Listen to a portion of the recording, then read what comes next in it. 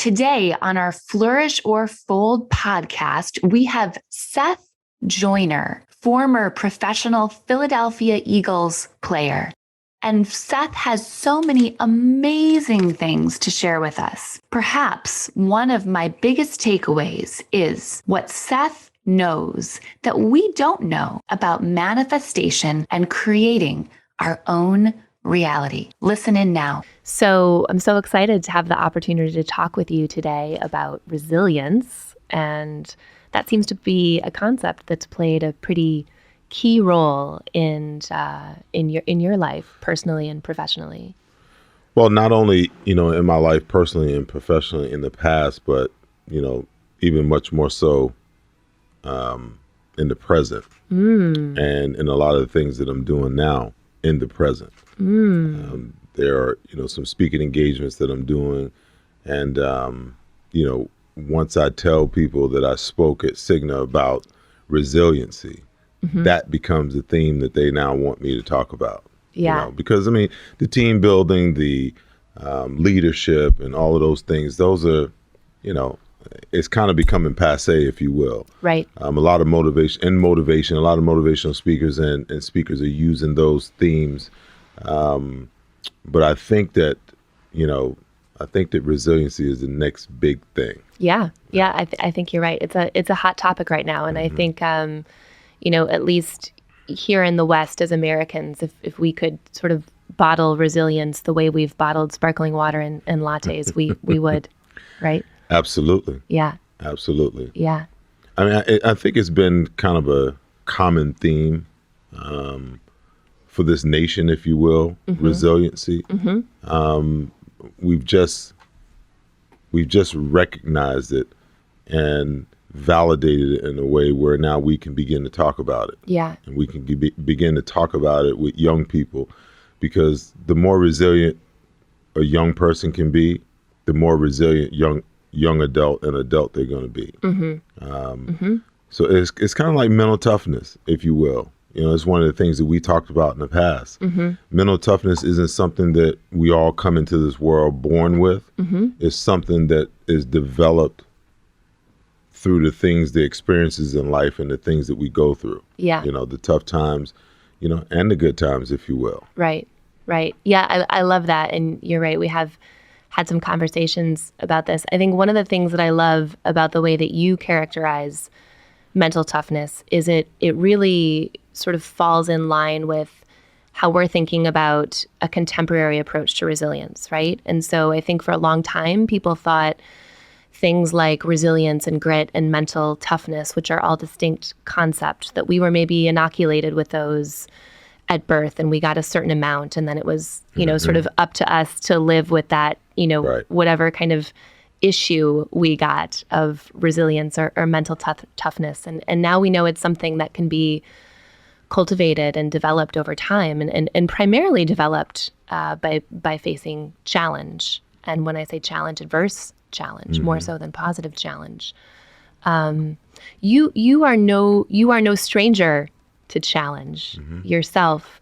I'd love, for our audience to hear a little bit more about your resilience story. You're a well-known person, right, here in Philadelphia and across the nation as a result of your football career and other contributions you've made.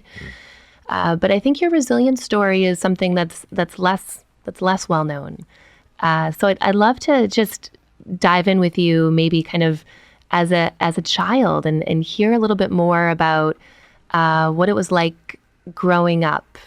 Because I think when we see someone of your stature, someone who played in the NFL, someone who's now been inducted into the Eagles Hall of Fame, we think, wow, this guy must have just had everything in his favor in order to get to such an incredible place. But that in fact is not your story. Well, I think one of the reasons why resiliency is such a trigger point is because, I think people now realize that the majority of successful people in this world, they come from tough circumstances early in their life. And it's the desire, the need for something greater, something better than your current circumstances that drives you and forces you to be resilient.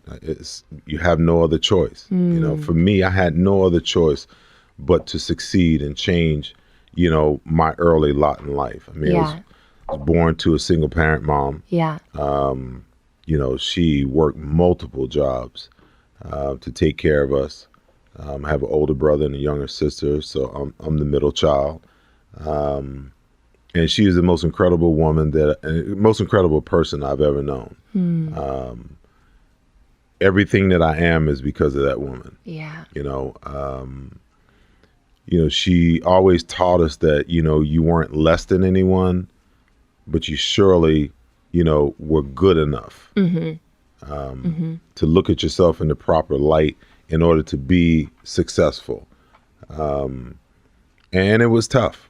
It was tough. I mean, there were times, one of the things that really drove me, it's in the forefront in the picture in my mind, even at 54 years old, I'm thinking I can remember a Christmas and I can see the tree up and there was one gift under the tree. And was it one gift for each of you? Like there were three gifts? Because there were three of you. One gift. One gift. And as a middle child, it didn't take me long to decipher that gift wasn't for me. So when you look back at those times, when you realize that there were times, where you open up the refrigerator and there was nothing in the refrigerator but a jar of mayonnaise. It was tough, but, we had great instruction. We had great direction.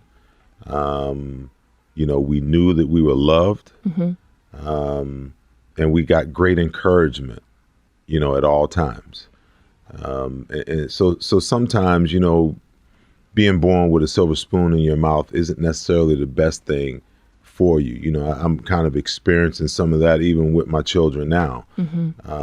From generation to generation, the plan or the objective is to be better each generation. And my mom certainly, did her best to create the best for my generation, being myself, my brother, and my sister.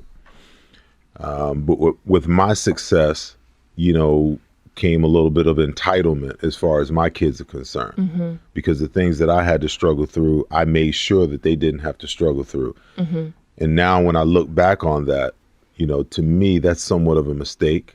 Because when you make life that easy, for your kids or for people, for anyone, they don't understand resiliency. Yeah. They don't understand how to persevere through situations. And it's difficult because, now the Pandora's out of the box. How do you put it back in? It's almost impossible. So now they've got to learn some tough lessons, in order for them to understand, where I'm coming from. And sometimes it's a tough love situation that causes conflict. But I realize it's no different than how my mom dealt with me. There were things that I didn't like that she was doing, that now I can look back in retrospect and understand that was the best thing for me at that moment in time. It's like discipline. It's like training. It doesn't feel good in the moment, but the benefits of it, you see it down the road. So, and as I grew up, I got into football, started playing football, developed a passion for football. I played multiple sports: baseball, basketball, football, ran some track for a little while. But football was the one sport that I loved. And,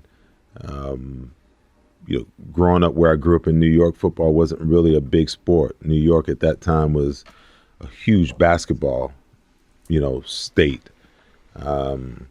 So I wasn't heavily recruited. In high school, we didn't win a lot of games, which brought on a lot of angst because I'm highly competitive. I'm the sorest loser in the world. I hate to lose at anything. And we quite frankly didn't win many games, so there was a lot of what's the word I'm looking for here? There's a lot of anger.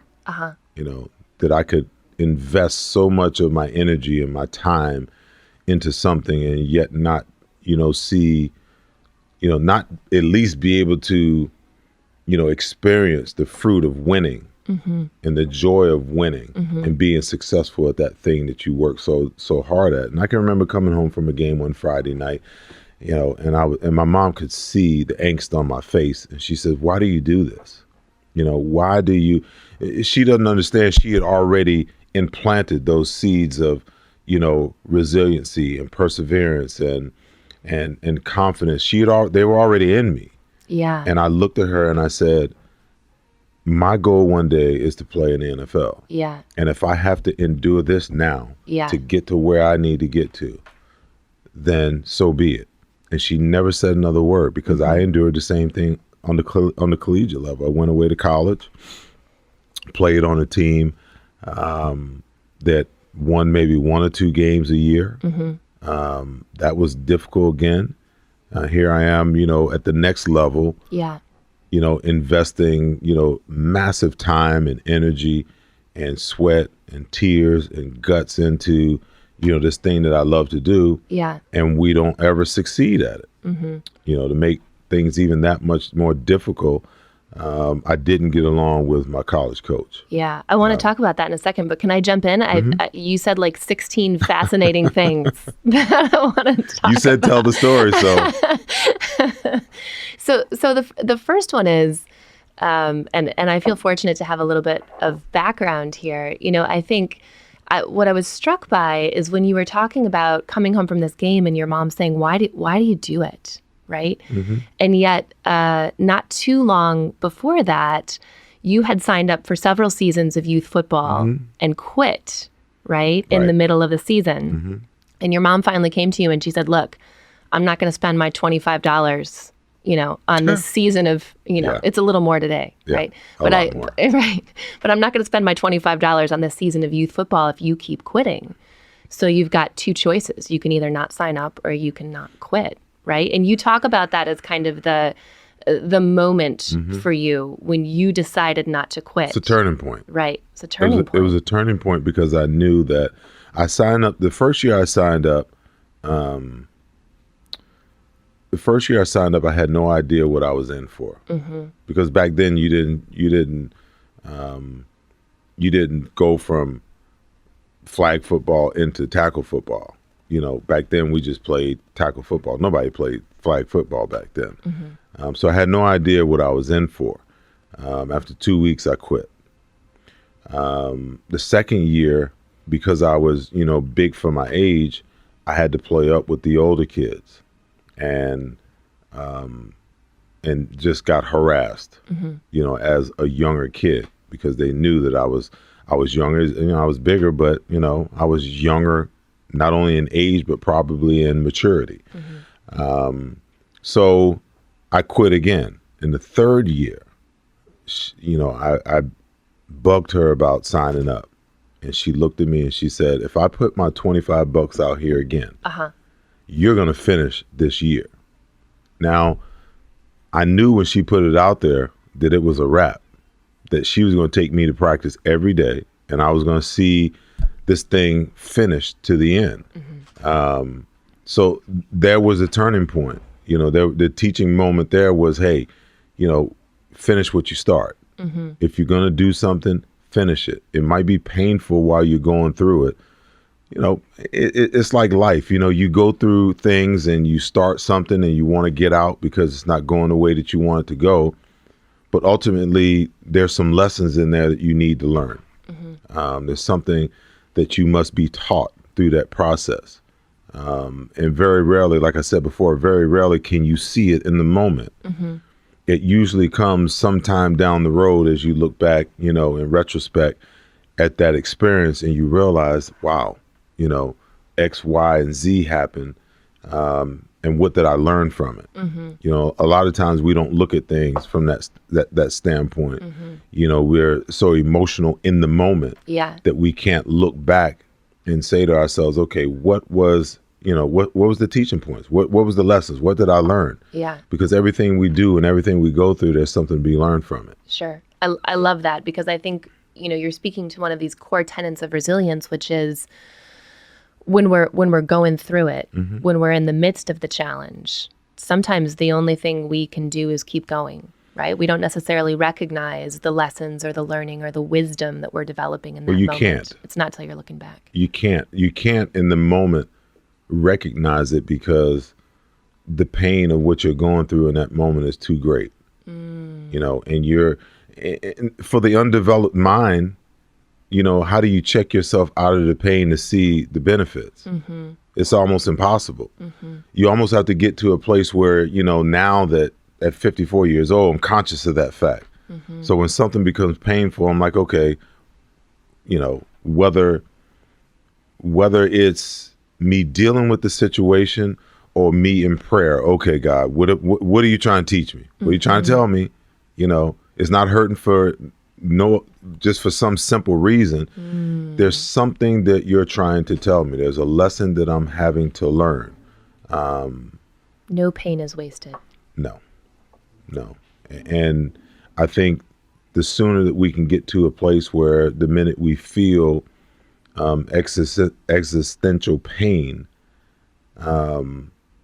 that we move away from what we feel in the moment and think about why that pain is there, that changes everything. It really changes everything. Because we want to dissect why, the pain hurts. So we lock in on the pain. The question is, why is the pain there? And I'm not talking about me hitting you with a hammer. I'm glad that's actually not what not talking about. I'm talking about, when you're going through, maybe a pain, the pain of transition. When something doesn't go the way you want it to go and the results that come about, in the moment we get caught up on the results. We don't think about what's happening. If we can just get out of the results for a second and go back to how we got there or why we're there, then therein, in my opinion, that's the secret sauce. Yeah. I love that. I love that secret sauce. One of the things that we talk about in resilience is this notion of flipping the paradigm, very similar to what you're saying, which is this idea of instead of, asking, why is this happening to me, to instead ask, why is this happening for me? What am I meant to learn and gain from this circumstance, from this challenge? Well, again, that's difficult to do because in the moment, a good friend of ours has journeyed on this journey to, transform his body. And, he's doing some things weight-wise that he's probably never done before. And I would assume that it's painful. For me, weights aren't painful because that's the world I've lived in for a long time. Yeah. But for him, the weights are probably painful. Can you maintain the discipline to endure the pain for the benefit? A lot of times that's what it comes down to. Yeah. A lot of people can't endure the pain. Yeah. And that's the point where they quit. But if you endure the pain long enough where you can begin to see the benefits, that's just a whole nother, injection, fuel injection of energy. Yeah, I love that. But sometimes people can't get to that place because they focus on the pain and they lose sight of the process of why they're doing what they're doing. Yeah, if I think about sort of the 5 practices of particularly resilient people, one of the practices, as you know, is productive perseverance, which is this idea of the intelligent pursuit of a goal. So knowing when to maintain the mission, right? But also knowing when maintaining that mission might have diminishing returns and you need to pivot in a new or different direction. You've talked a lot about this idea that dreams and desires manifest at their own pace. You've talked today about how you really have the opportunity, how we have the opportunity to stay with the pain in the moment until those dreams and desires starts to manifest. Can you talk a little bit about how this notion of productive perseverance and being patient for our goals and dreams to manifest at their own pace has emerged for you in your own life? Well, I think one of the things in my past that really set me up to be able to deal with that was, My rookie year, a lot of people don't know, I got released the first 2 games of my rookie season. In the NFL? In the NFL. Okay, so you make it all the way to the NFL. I make it all the way to the last cut before the first regular season game. Okay. The week before the first regular season game, I get released from the team. And I missed the first 2 games of the season. You've done all the work. You've been at training camp. But you want to know something? I do. That was the most important thing that could have ever happened to me. Fascinating. The most important. I mean, in the moment, I looked at it and it was painful. Because, like you said, you put all the work in. Right. And you're there. You're at the last cut. Yeah. And all of a sudden, the thing that you've pretty much, revolved your life around, now it's not there. So all of a sudden it brings, and I sat at home and I watched those 2 games. What was that like? Well, it was tough because I'm watching all the guys that I've been working with for the last 7-8 weeks, living the dream that I've dreamed about since I was 10 years old. And to not be a part of that, I mean, it was the most miserable 2 weeks of my life. Yeah. But when I got back... It sounds heartbreaking. Well, the benefit of it was it created a completely new mindset within me. Because when I came back and I signed back, I made a pact with myself. I said, you're never leaving here again. I said, you're never leaving here again. You're never leaving here again. I said, it won't be because of something that you don't do. It won't be because you don't do enough. It will be a organizational decision because of the numbers or whatever it is, but you won't leave here ever again because of something that you did not do. Wow, that's powerful. And I became obsessed with, my job from the standpoint that, when I came back, I only played special teams up until, I want to say, week 7 or 8. But every single week, not only was I preparing for special teams, but I was preparing to play my position like I was a starter. So that meant I had to do double work every day, because as a special teams player, you're not going to play, because the starters are the starters. You're a backup. The only way you're going to play is that someone gets hurt, and you don't anticipate someone getting hurt. So more times than not, what happens with young guys is that they will focus in on the work that they know they have to do, and they don't anticipate the work that is to come. So as I began to prepare, I'm like, I've only got one opportunity. I'm not a first round or a second round draft pick. If opportunity's door opens to me and I'm not prepared, it might never open again. So I was preparing each and every week. You anticipated that you would have one shot. Oh yeah. I knew somewhere down the road I get a shot to show, because one of the reasons why I was brought back is because I was a good special teams player. I found out real early in camp that, there'll be 3 or 4 spots on the roster for guys who, play special teams really well. And as I began to do the numbers, I realized that, you're not in the numbers for a linebacker position, for a backup position. Well, I can make the team as a special teams player.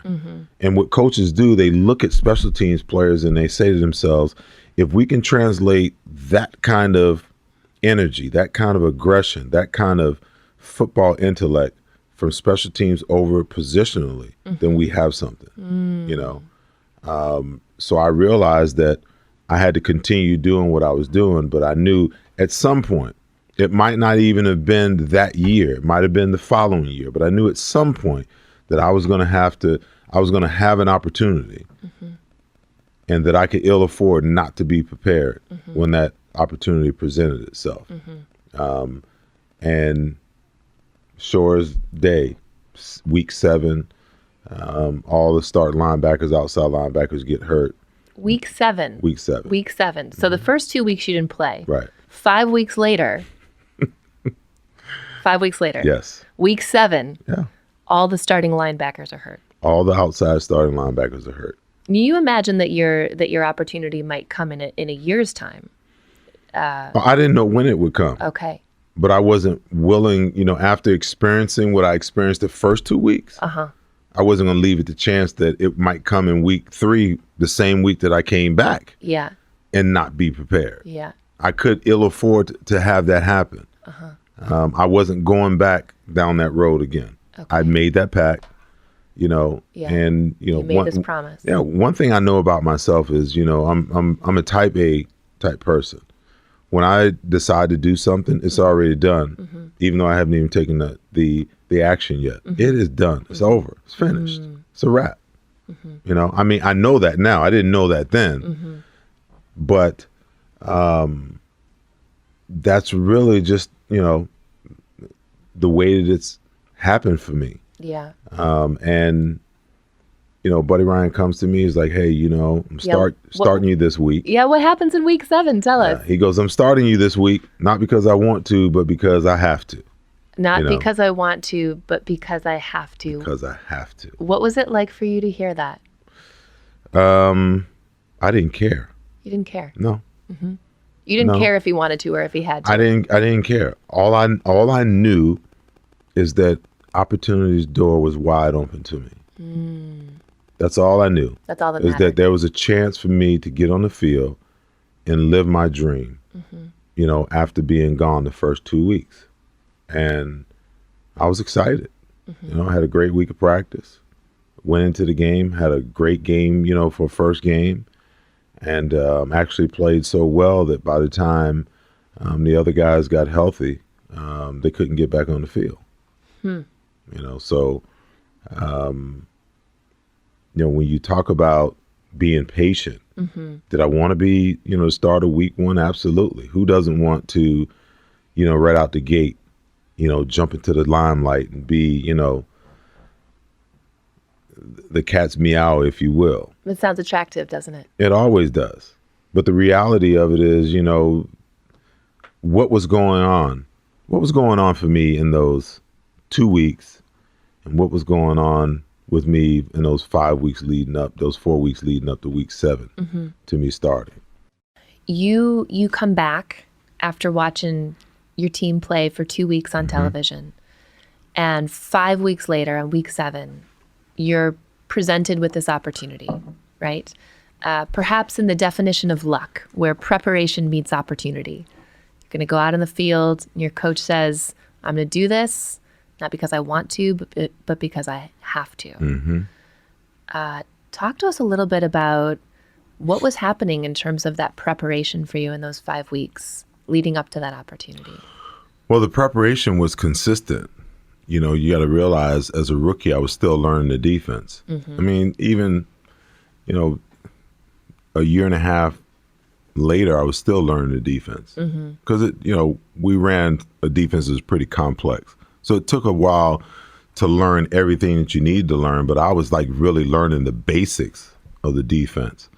But the more I studied in preparation, the more, the faster it began to, take seed. And for me, I think those 5 weeks were a preparation for, the debut, if you will. Okay, you've been putting in the work, where I'm positive that other guys that were in my position on the team, they weren't putting in that type of work. They were doing the minimum. I was doing the maximum. And excuse me, once the opportunity presented itself, there was no apprehension about it. It was like I knew.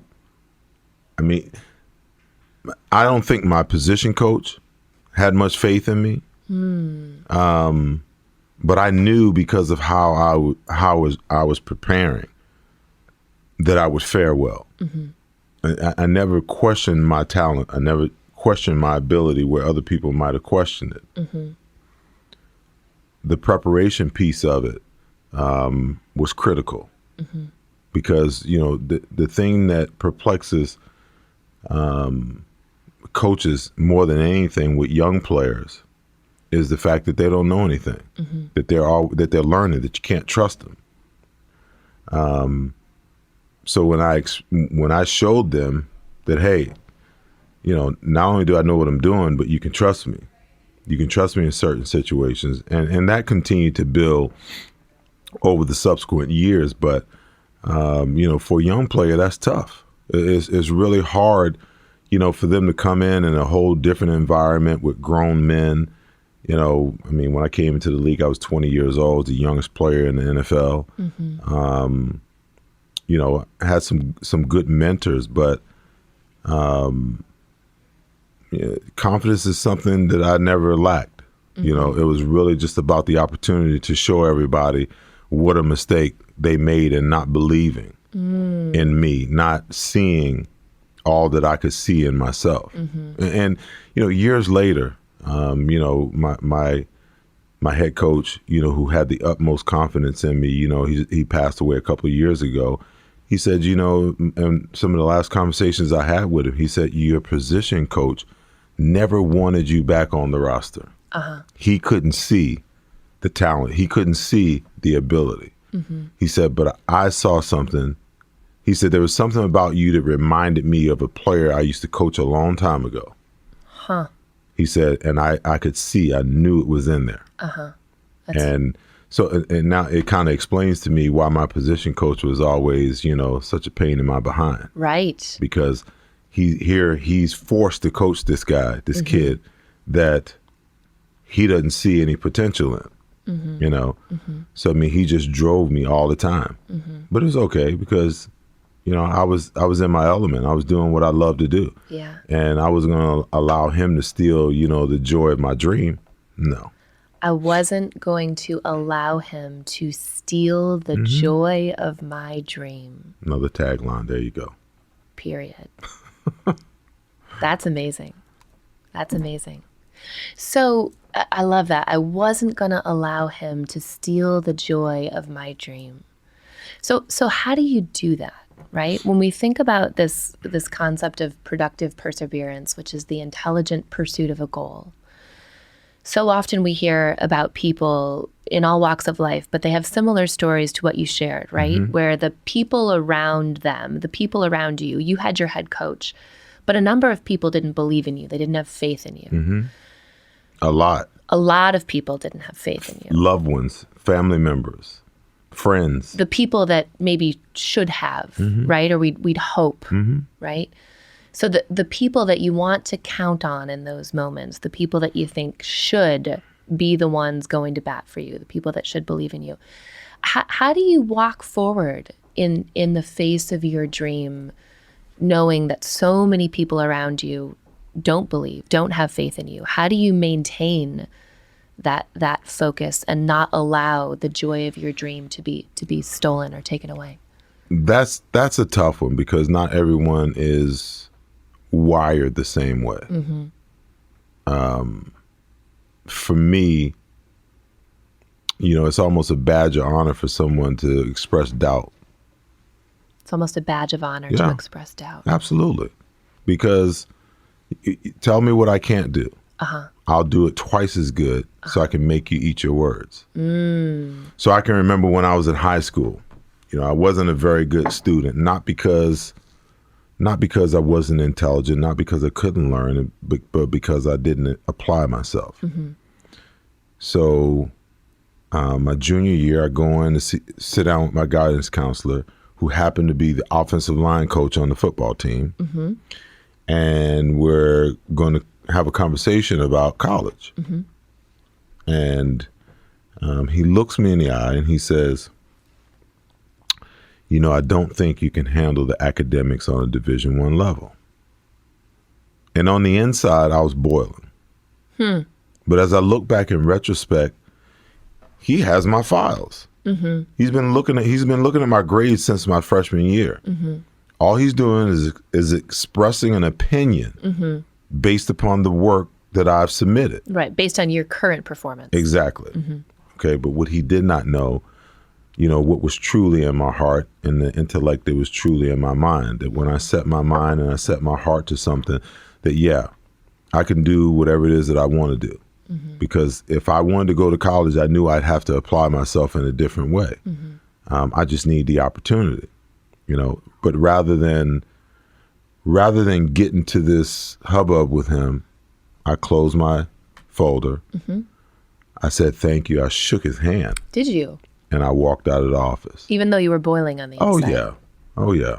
I don't know where that calm came from, because usually, back then I was a little more hot-tempered and, easily triggered. But that was another critical moment for me, because he was basically telling me that, my dream of playing college football was unattainable. So he was one. There were friends when I decided that I was going to go to the University of Texas at El Paso. There was family members, people that I thought would be more supportive.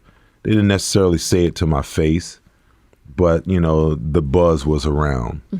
Oh, he'll go away, he'll be back after the first semester, or he'll be back after the first year. Another critical thing that happened is when I went to El Paso to go to school, my mom flew down with me. I was 17 years old. I had never gone on a recruiting trip there, so I had no idea what El Paso was like.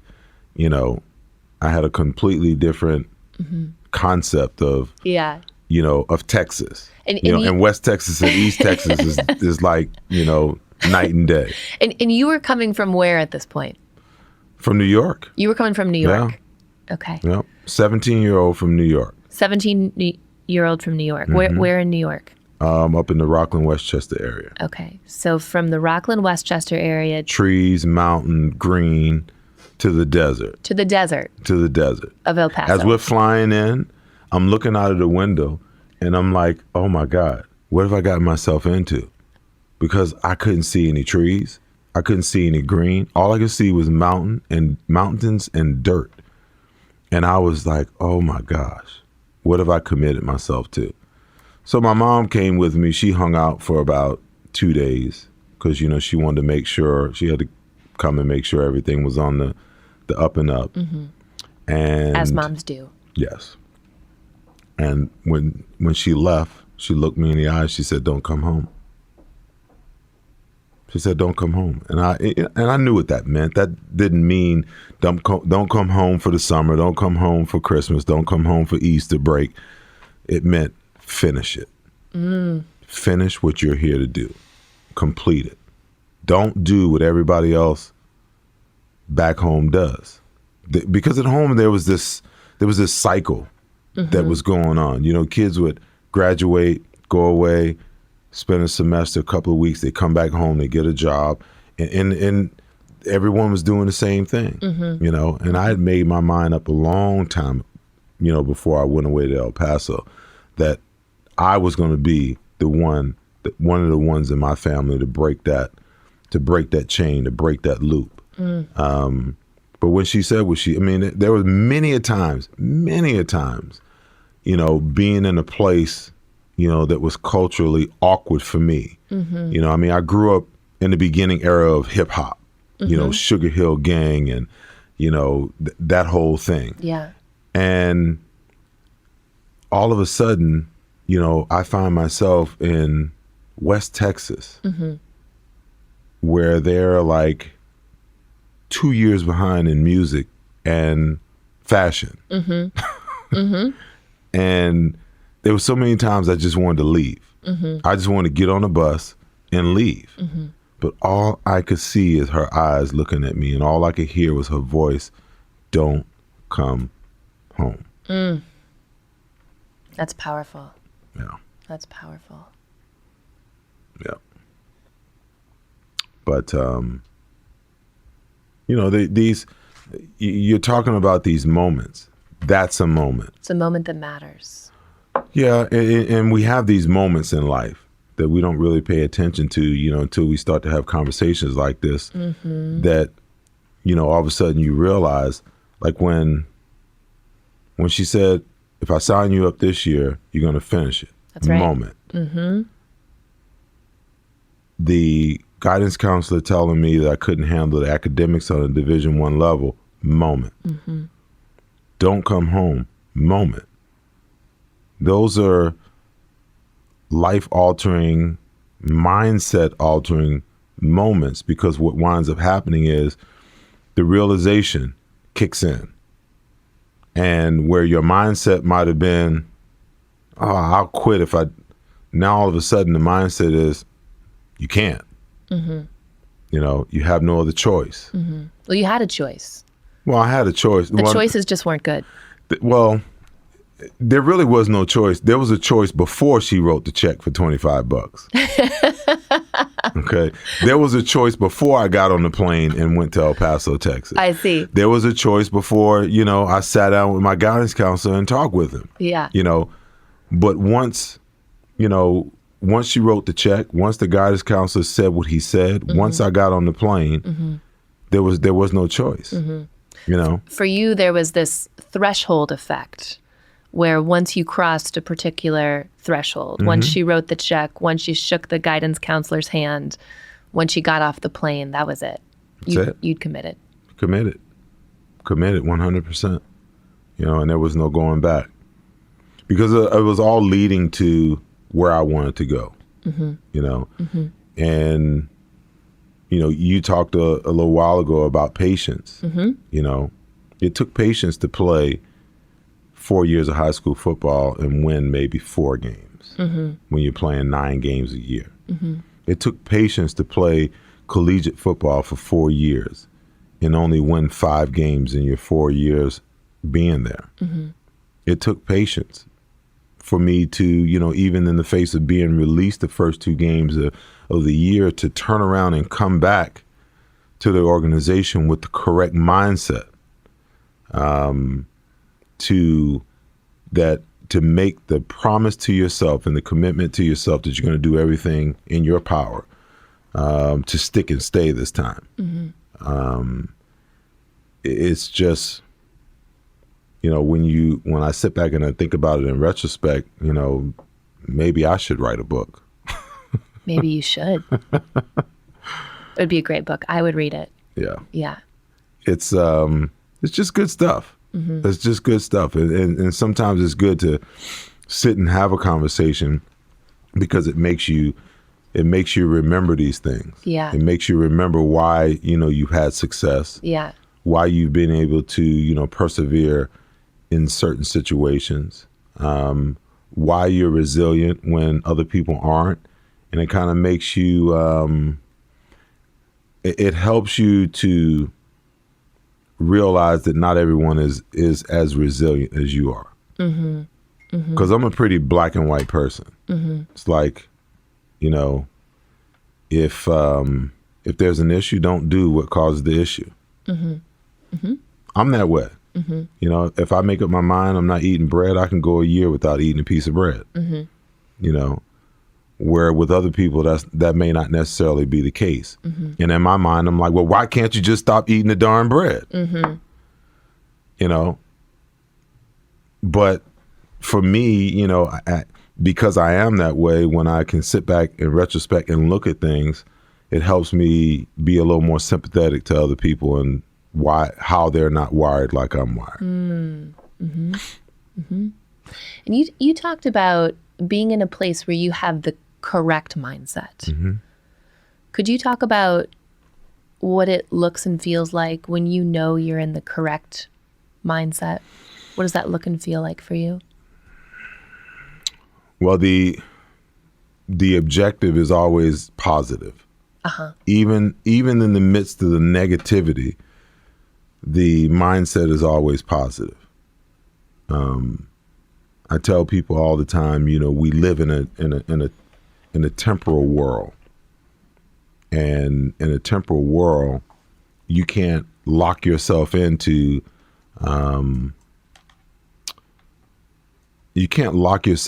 something that you think is going to be that way all the time. You know, things are always changing. So very few things are constant. Yes, and if something negative is going on, and I allow myself to, get into a negative mindset, now I've locked myself into negativity. And I've lost the understanding that if we live in a temporal world, that negative situation is temporal, meaning that it's going to change. Something has to shift. So, I mean, there's been times where I've been on the football field, and I'm sitting on the bench, sitting next to my teammates, and I'm like, hey, somebody needs to make a play. I'm about to go out here and get an interception, cause a fumble. I'm going to go and make a play. The next series, I go out, interception. And I'm sitting on the bench, and my teammates, the same ones that were sitting next to me before that series, they look at me and they're like, what do you know that we don't know? What do you know that we don't know? Well, a positive mindset and the power of your words are so, the power of your words are almost prophetic. I sat there on the bench before it happened and said what I was going to do. Now, I didn't really understand the power of that, and I don't know where it came from. Had I understood the power of it, I probably would have been doing a heck of a lot more of it. But, I've seen it happen many, many times. So, to answer your question, you've always got to stay in a positive mindset because, suddenlies happen all the time. Suddenlies happen all the time. Suddenlies are things where things aren't going right, and all it takes is one move, one call, one person, one opportunity, one situation to flip the entire thing. Just takes one. Yeah. And if you're expectantly positive about it, it's a heck of a lot more likely to happen than it is if you're expectantly negative about it. Because you're going to draw to yourself, those things that, that you focus on. That what you give your attention to is what you draw to you. So, if you're not looking at things in a positive way, how can you expect for positive things to come your way? That's incredible.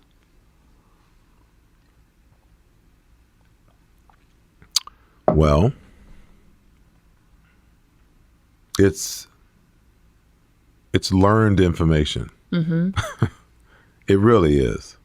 No one comes into this. Well, I should say, very few people come into this world with that type of mindset, because society doesn't even promote that. Society focuses in on the negativity of the negative things of this world, and they very rarely want to even highlight, the good things, the positive things that go on. And I don't know why that is. So this type of mindset is something that you've actively created within yourself. Well, I've learned over time, because again, when you have the ability to reflect, like that football story I was telling you, it's like I said, I didn't know where that came from, and had I known the power of it, I would have been exercising it more. But now that I look back at it, now I can make that assertion. In the moment, I couldn't, because I didn't understand where it was coming from. I think that most people get so caught up on the negative that they can't see the positive, and go back and ask that question again, because there was something. Sure. This mindset that you've discussed around attracting positive things to you, thinking about things in a positive way, is this something that you've actively cultivated within yourself over time? Okay. So it was a subconscious act at past times in my life. Now, through my faith and through, other learning, now I understand the power of it, so I can actively use it. People tell me all the time, hey, you never seem to get fazed about anything. And I'm like, yeah, because I know that life is too short for me to be worrying about things that I can't control. The things that I can control, I control. And the things that I can't, like my grandmother used to say, God will work them out. And when he works them out, they'll be worked out the way they're supposed to be worked out. And that's just, I just live that way because I can sit up at night worrying about, stressed, not getting enough rest. Worry about, things that, there's a ton of things that go on every day in life that you can worry about. But some things you can control, some things you can't.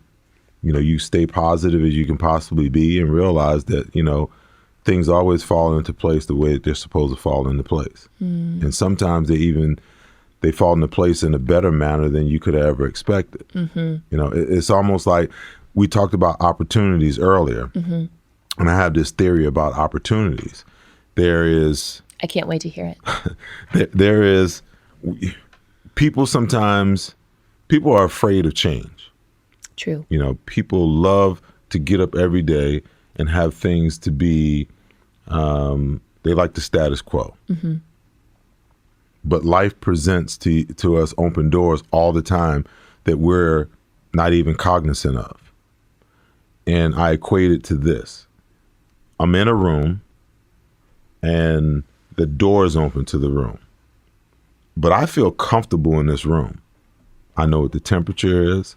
There's food in the room. The room is warm. And all the comforts of life is in that room. But the door is open. And I look out the door and there's a hallway. And as I look out in the hallway, there's a door across from my door and that door is open.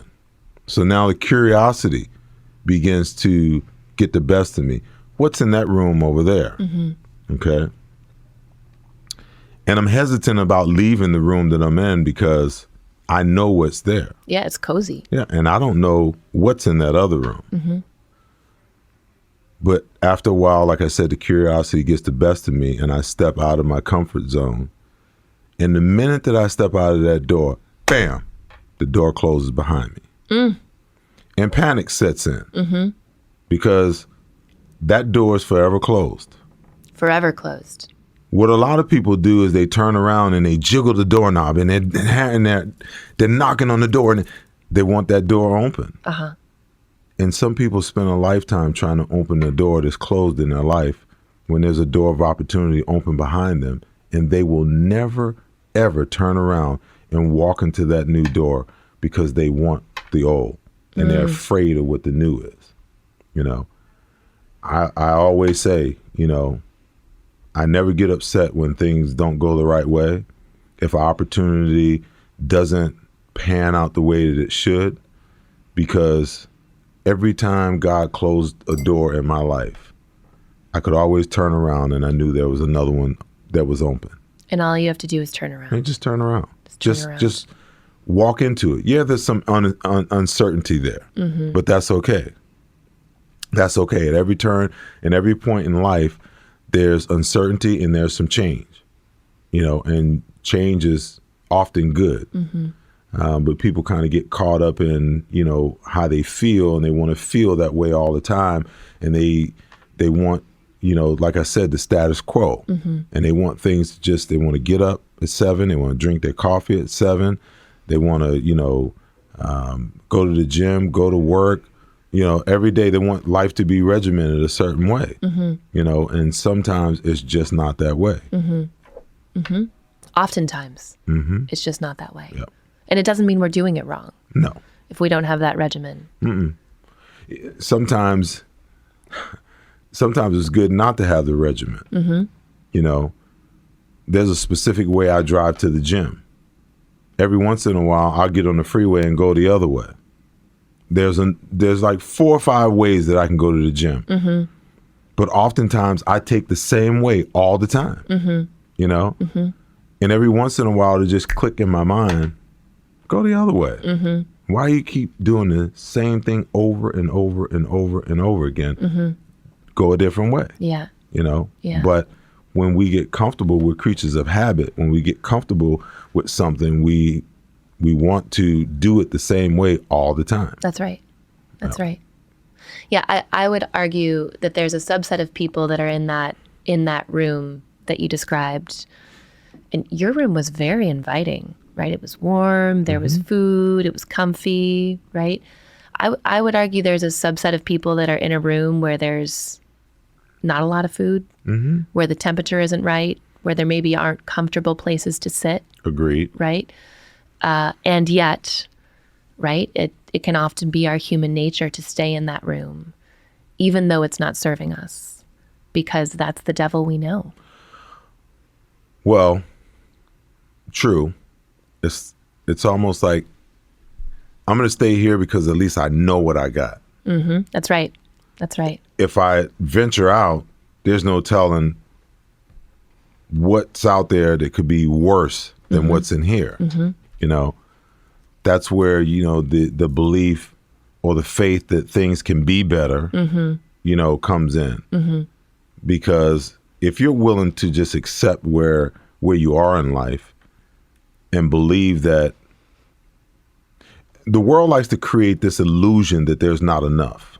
A scarcity concept. Yes. Yeah. So I got to win. And if I got to win, that means you got to lose. I got to have. That means if in order for me to have, that you have to lose. And to me, you're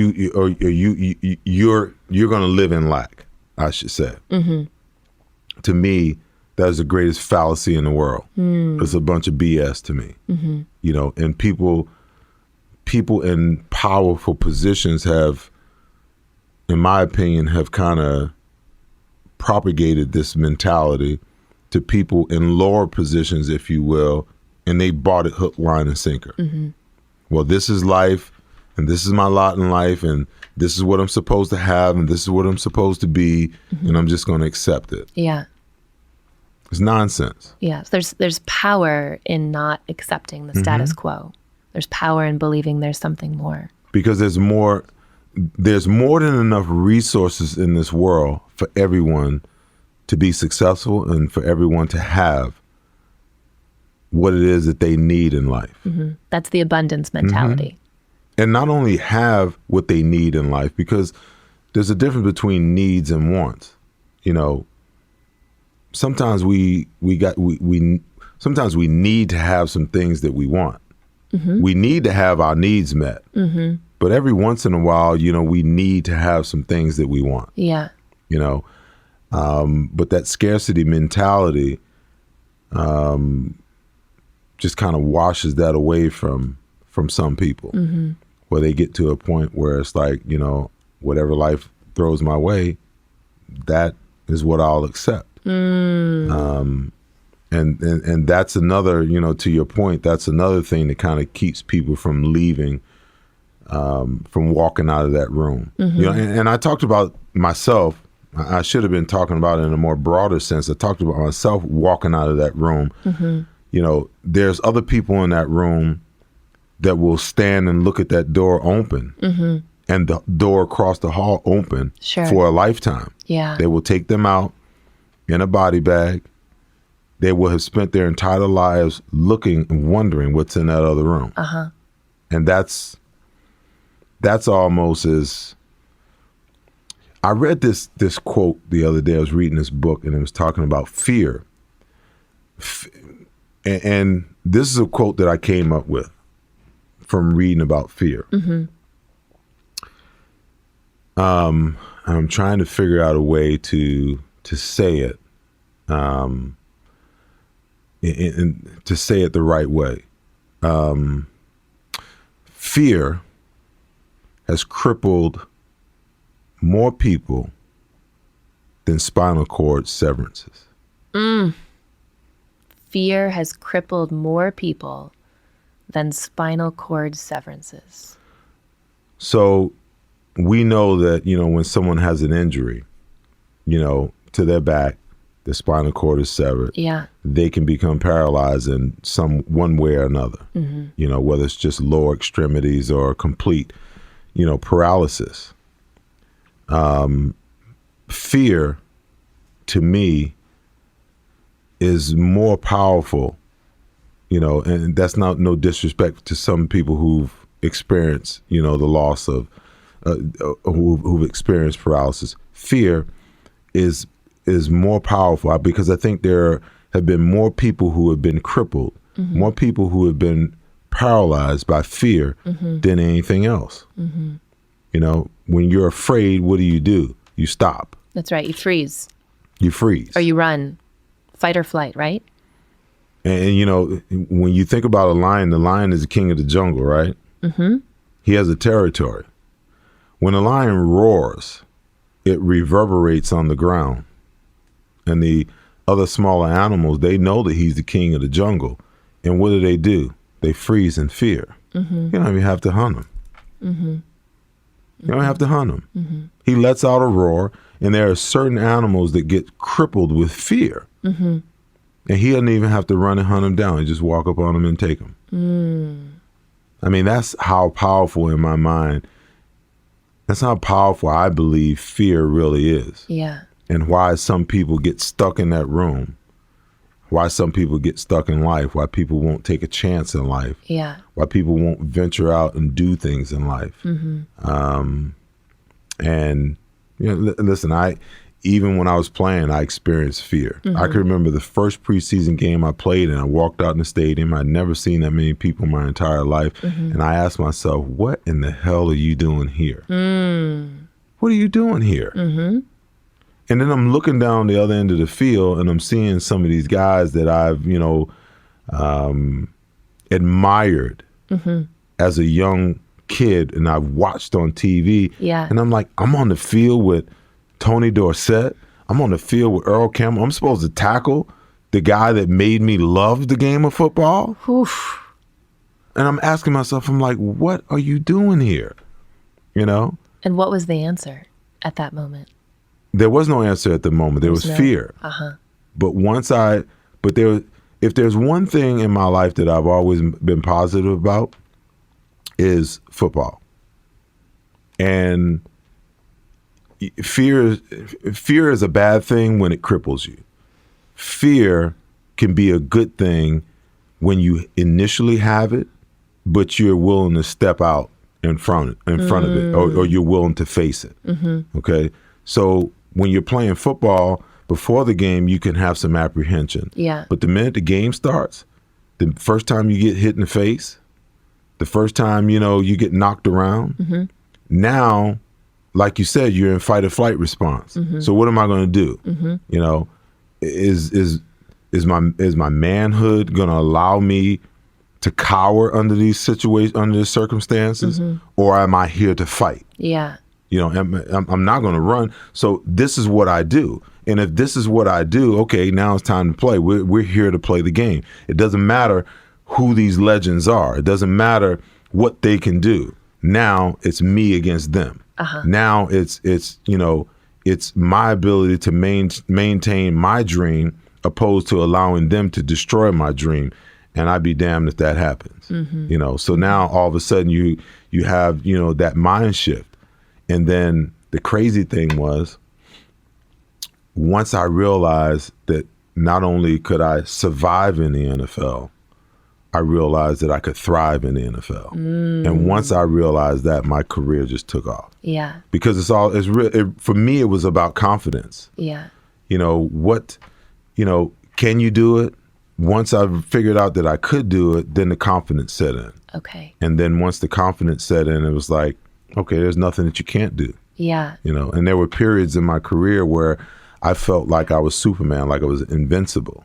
You know, and that comes from confidence. I think that, you know, when you're talking about, you know, especially professional sports, when you get to the highest level, there are so many good athletes. What is the thing? What is that thing that separates them? You know, because they all have the ability to get the same training. They all have the ability to get the same nutrition, the same coaching. What is that? What's the difference? What differentiates one guy? You know, some may be blessed with, you know, greater skill sets than other, but what is that one thing that separates the great ones? Yeah. You know, from the average? And it's all mindset. It's all confidence. Do you believe? Do you believe that you're the best thing since sliced bread? Do you believe? Do you believe? That's the difference. Yep. Whether or not you believe. time check. We're at 11:10. You've got about 10 minutes left, I think. Cool. I want to ask you a question about this, and then why don't we wrap up with a couple of your lessons, your personal lessons on resilience. And I love the one about the universe relinquishing its resources to you. Yeah. Cool. Cool. Yeah. Cool. So I think what you're saying is fascinating because, first of all, you're talking about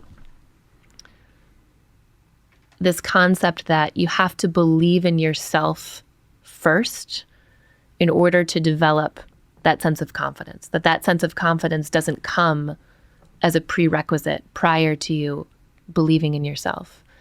Can you talk about what got you across the expanse from surviving in the NFL to thriving in the NFL and actually getting to a place where you believed in yourself? How did that happen?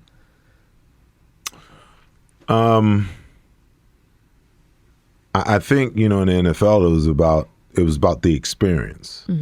Because as I began to play, I continued to get better and better each week. I continued to make more plays week after week.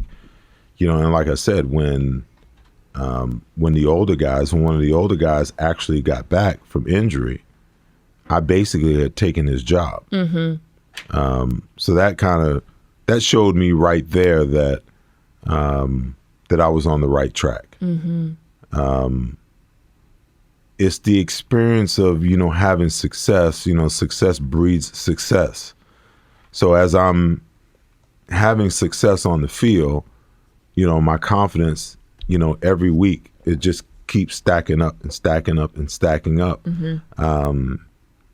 Even, as I go into the off season, as I prepare, we were talking about opportunities indoors a little while ago. Yeah. But I can remember going in, talking to my head coach after the season was over. He said, "Hey, you got your foot in the door." He said, "Kick the damn thing open. The job is yours to lose." And, now that I think back about that, I'm like, wow, that opportunity was there. I had the ability to go into that off season knowing that the job was mine.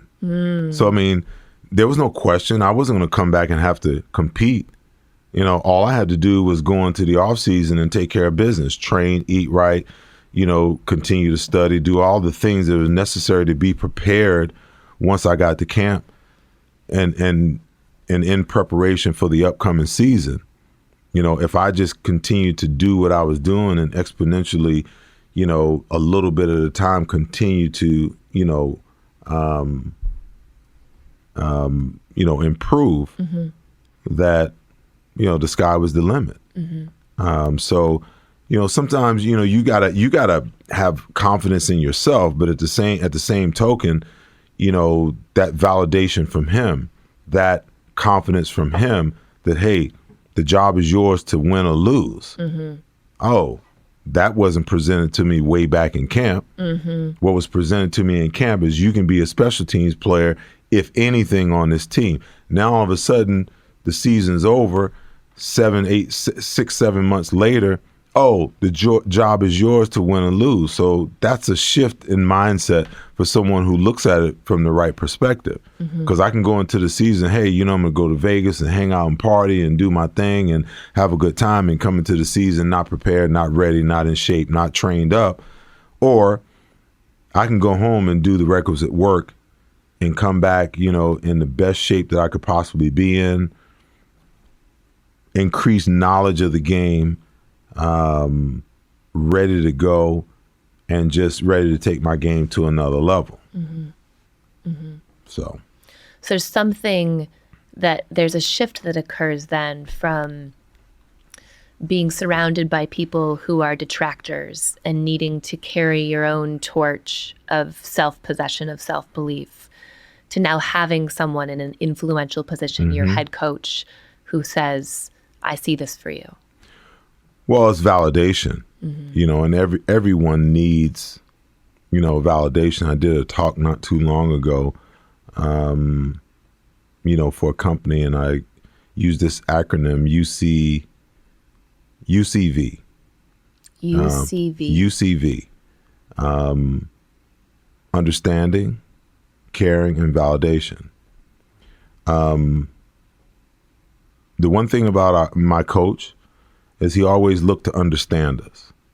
You know, it's hard to work with people when they don't understand who you are. Mm-hmm. They don't understand what's going on in your world, what's going on in your life. You got to meet people where they are. Yeah. So what he would do is, you know, hey, you know, how's the kids? You know, how's the family? You know, is everything good? You know, sometimes you check in for work, you punch the clock, you punch out at 5 and that's it. You know, you don't even talk to your superiors about, you know, they don't know who you are. You're just, you know, collecting the check every 2 weeks. Mm-hmm. But with him, it was different because, you know, he created relationship because he wanted to understand his players. Mm-hmm. The other thing was people don't know that you care until you show you care. And by showing that he was trying to understand us, that showed that he cared. Mm-hmm. When he asked, hey, how's, you know, because my daughter was born, I want to say my second, third year in the league, mm-hmm. for him to ask, hey, how's your daughter doing? That showed that he cared not only about me as a football player, but what was going on in my life, mm-hmm. you know? Mm-hmm. And the V is validation. You know, people who are in a position to validate need to validate your good points, mm-hmm. And not only harp on the negative things. You know, it's a lot easier to point out the things that people do wrong. Mm-hmm. It's hard for people to affirm other people. Mm-hmm. It's hard for people to validate other people. Mm-hmm. But when you validate someone the way he validated, and he was tough because, you know, my first 2 years, he never called me by my first name. I was a number. Hey, 59. Hey, 59 for 2 years. The third year I come back for minicamp and he calls me by my first name. I was like, what the hell just shifted? But what I realized was the rite of passage has been completed. He now trusts me. I was now one of his guys. That brought on a whole new level of confidence. Okay. And that whole validation thing that I was talking about, yeah, he would get on you because that was his job. But he had this uncanny ability to validate you when you did great things. Mm-hmm. And he would give you opportunities to validate yourself. I can remember one time I overslept for a Saturday practice. Mm-hmm. And when I got to the complex, practice was done, everybody was leaving. Mm-hmm. That's how late I was. Oh my gosh. So I go into his office and, you know, usually that's a pretty hefty fine, if not, you know, a suspension for the upcoming game. Uh-huh. You know, and he looks at me and he says, you know, give me a good game tomorrow and we'll forget this happened. Huh. Now that kind of thing doesn't happen that often. Yeah. So you can best believe that was one of my better games. You know, but he gives you the opportunity to right the ship, but he also, you know, validates you in a way where, you know, you feel that you're more than just an employee. Mm-hmm. More than just a number. More than just literally. There you go. Great. You took the words right out of my mouth. One more question. So Seth, in closing, you know, you've had some really key lessons that have emerged for you around resilience and how you think about that concept for yourself personally. Could you share with us just a couple of your lessons around resilience and what you would share with other people based on your experiences? I think that you talked about there being two options. For me, when I endeavor to do something, there's only one option. Mm-hmm. I only have one. Is there a plan B? I don't think there can be a plan B, you know, because it takes too much energy to succeed at plan A to even worry about formulating a plan B. Mm-hmm. And a lot of times if you formulate a plan B, and it's not applicable to all situations, but in my opinion, if you take the time to formulate a plan B, you've already set yourself up for the what if. Mm-hmm. You've already set yourself up for the failure or the setback, you know. So why not only give yourself one option? If you give yourself one option, then there's only one option. And that is to succeed, and you'll do whatever you have to do along the way to to make that happen. You know, even when you meet roadblocks along the way, you realize that there's something that, you know, you take 3 steps and there's a roadblock. Well, there's something that went wrong along the way in those 3 steps. Turn around, look at what the mistake was, fix it. And when you turn back around, the roadblock will be removed because there's something to be learned. Now, you might only take 2 or 3 more steps before you face another roadblock, but there's always something to learn. Sometimes, you know, we get stuck at the wall where we can't look back and see what the lessons are. What did you do wrong? Sure. And, you know, I think we're always being tested. The universe doesn't yield its rewards nor its resources without testing us. We'll say that we want to do something. And for me, you know, when I think about it in football terms, the test was those 2 weeks that I was released. What I really wanted was taken away, and the universe was pretty much asking me, how bad do you want it? You know, because I mean, I was ready to, you know, go back to El Paso, enroll in school. I was, you know, on the verge of accepting that, you know, I wasn't going to get another shot until the following year. But I say that the universe will not yield its rewards nor resources without tests. That just means that, okay, when you endeavor to do something and things go sideways, are you going to persevere? Are you going to show resiliency in the moment? For the person who gives up, the universe is looking and says, aha, see, you lied to me. You told me that you wanted X, Y, and Z. You told me that you wanted to be successful. You told me you wanted to be a professional ball player. You told me you wanted to create your own business. But now that some adversity is in your way, you're just going to quit? See, you lied to me. This is the universe. This is the universe. This is how the universe deals with us. Okay, but for the person who remains resilient, to the person who perseveres, there comes a point in time where the universe has no other choice but to yield its resources. You can't hold them back any longer, because everything that it throws at you, everything that it has thrown at you, you've endured it, you've overcome it, and you've persevered through it. And it comes a point in time where the universe looks and says, you know what? I can't hold it back anymore. And then it has to release it. It is a universal law.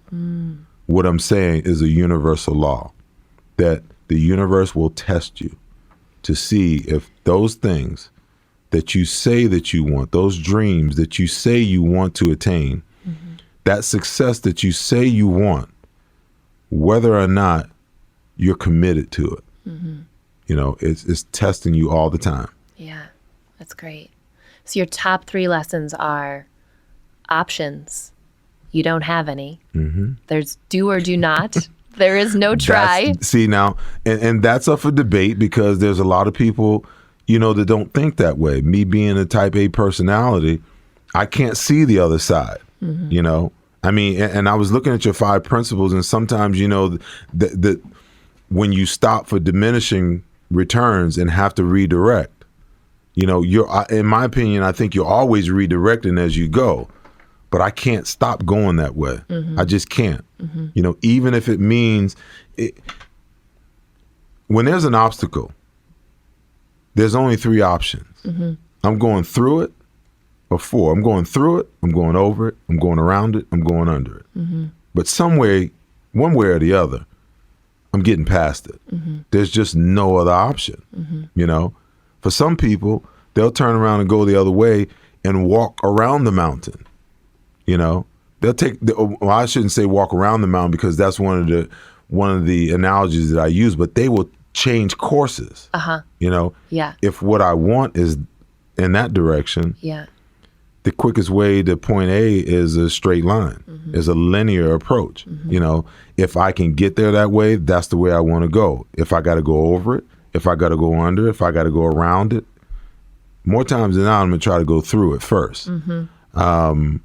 But, you know, I understand what you're saying, but some people will err on the side of just going the other direction or giving up. And for me, that's just not an option. You know, there is no option. You know, if you want it bad enough, you've got to go straight forward with it. That's beautiful. So in summary, there is no plan B. No plan B. Roadblocks are inevitable. And the universe tests us. And there comes a point where the universe gives us enough tests that it has no choice but to cede us its resources. Incredible. Because what the universe does, the universe is watching. It's watching you at all times. And it's watching your actions. It's watching your reactions. So we have this uncanny ability to lie to ourselves, you know. Oh, I want this, this, and this. I tell my son all the time, if it takes a certain type of person, a resilient person, to be successful. I said, because if it was easy to be successful, everyone would be successful. I said, why do you think there are so few successful people in the world? Because there's only a limited amount of people. It's not really limited because we all have the ability, but there's only a few amount of people in this world that are willing to sacrifice and do what is necessary to get to where they want to be and accomplish what they want to accomplish. Yeah. You know, everybody else, they quit along the way and then they complain and come up with excuses why. Yeah. And the universe is looking and saying, see, you lied to me. You told me one thing, but your actions are something completely different. Yeah. But for that person who just puts their head down and goes to work, and every time something's thrown in their way, they figure out a way to navigate around it. Every time some circumstance come up that requires change, they're willing to change, knowing that every great laid out plan never works out that way. That's right. That there's always some adjustments along the way. If you're flexible enough to adjust to get to where you need to get to, that at some point in time, the universe has to throw up its hands and say, you know what? Hey, you did it. Test complete. You did it. It's like moving from the 11th grade to the 12th grade. You can't move from the 11th grade to the 12th grade until you complete the course requirements and all the tests that are necessary. Yeah. Now you can move to the next level. Now you can move to the next level. Yeah. That's beautiful. Seth, thanks for being here today. Your story and your perspectives are fascinating and uplifting and enlightening. And I know many, many people will benefit from hearing your story. More than we'll ever know. There you go. Thanks for being here with My us today. pleasure. Thank you. Thank you.